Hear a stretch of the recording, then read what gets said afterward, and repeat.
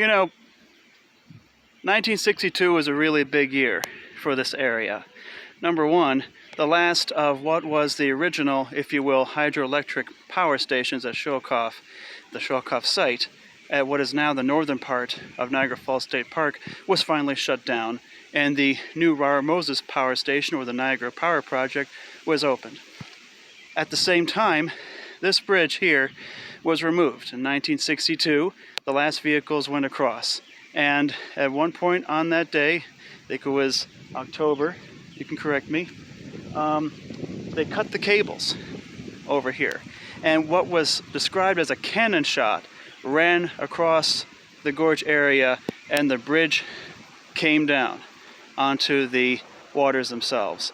The cables were then spiraled up and collected and sold for scrap along with the bridge deck itself, leaving these towers as you see them now actually cladding earlier towers that dated to the 1860s, 1850s period.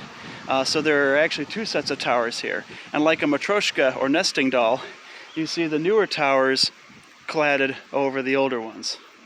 Because the newer ones had to be taller in order to handle a better bridge deck over the water here. Where we are is halfway down the escarpment.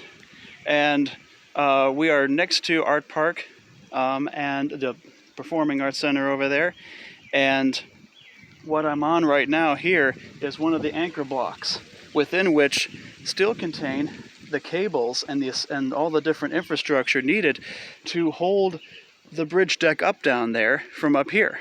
The cables used to go over the tops of these towers here and then cross over from lower down, essentially a roadway lower down from here, off of what is now Trail 8. Trail 8 is not on the roadway proper, it's down in front of it.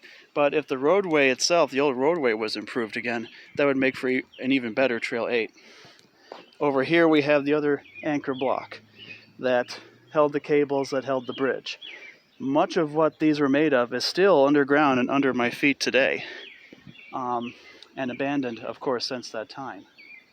So when you're here at Art Park State Park, you can check out the Omega, of course the sculpture up there, and the historic pillars that they stand on, that it stands on today.